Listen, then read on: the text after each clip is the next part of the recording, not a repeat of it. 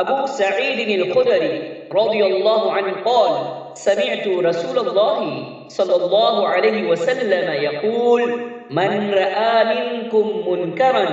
فليغيره بيده فإن لم يستطع فبلسانه فإن لم يستطع فبقلبه وذلك أضعف الإيمان. صحیح مسلم. ابو سعید خدری رضی اللہ عنہ نے کہا میں نے رسول اللہ صلی اللہ علیہ وسلم سے سنا، آپ صلی اللہ علیہ وسلم فرما رہے تھے تم میں سے جو شخص برائی دیکھے